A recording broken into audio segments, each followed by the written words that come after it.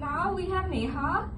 She's a published author of Victor Mays who also loves music and poetry. She's going to be performing her original Hindi poetry for you today. Please welcome her to the stage.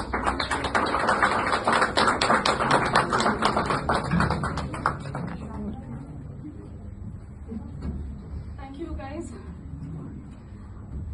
And I think almost everyone is here originally from Mumbai. Yeah? Yes. So, and it's raining outside. It's really weird weather, but I'm sure with this, all of you all will relate with what I'm going to say right now. And yeah, so here goes. The heat may burn you to the core. The cold may turn your gentle touch sore. The heavy showers may blur your vision, but you'd never step back from your complete submission. Lighting my way through the darkest path, helping me find my purpose. A sense of being is what you give me, my true feelings you truly encompass. Take me with you on this journey that never ends. Inspire me to stick around in all your faults and bends. An ocean of memories, a heart full of hope.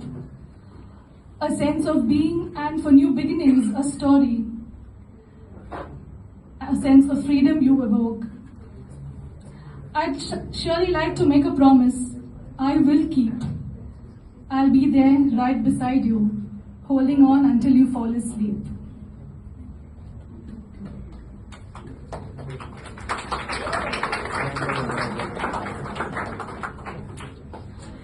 And my next one is in Hindi. And yeah, I think during COVID, I think that was the toughest time of all our lives. I'm sure those 2 years. Yeah. Those who are, I mean, of course, there are many young people here, but yeah. So, but we were all at home. I'm sure schools, colleges were closed, and we were all studying from home, working from home. But it also had a lot of positive, I think, in it. I don't know, somehow.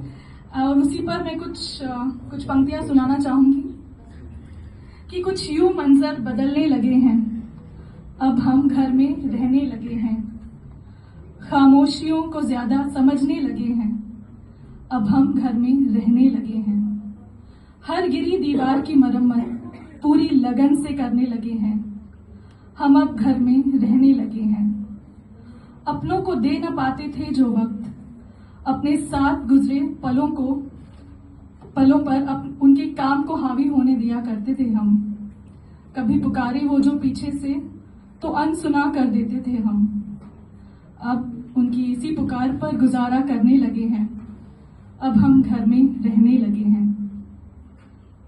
पर मौसम बदलते देर नहीं लगती, सूखी है अभी तो क्या, सूखी कुछ बूंदे गिरते ही सूखी टहनी पर फूल उगते देर नहीं लगती, कुदरत की इसी सीख को ढाल बनाकर चलने लगे हैं, हम अब घर में रहने लगे हैं। जिंदगी तो यही है, मान लिया हमने, साथ रहने का मतलब जान लिया हमने, कहीं स्क्रैबल तो कहीं ताश की बाजी तो कहीं लूडो, अब हर लम्हे को तस्वीरों में उतारने में लगे हैं, अब हम घर में रहने लगे हैं। Thank you.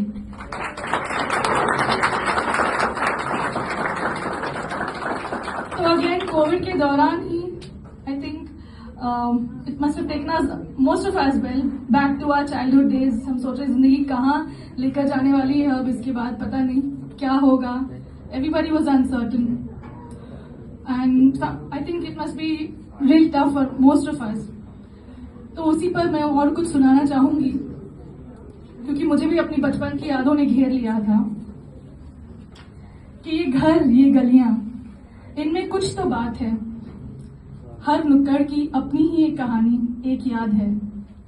आज फुर्सत में यादों की एक किताब खोलकर बैठी हूँ, जिनमें खुशबू है हर पल, हर दिन और रात की, लगता है अब भी वहीं रहती हूँ।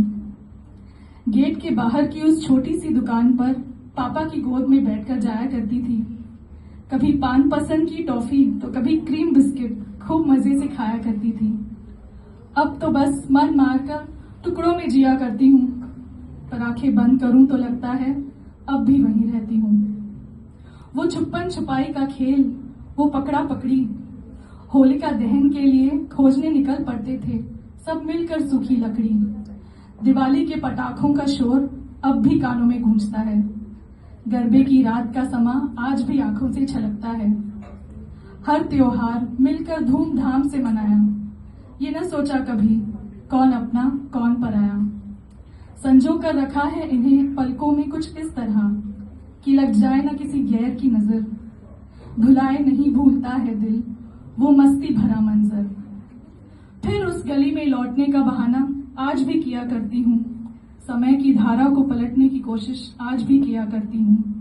जो आंखें बंद करूं तो लगता है अब भी वहीं रहती हूँ। Thank you.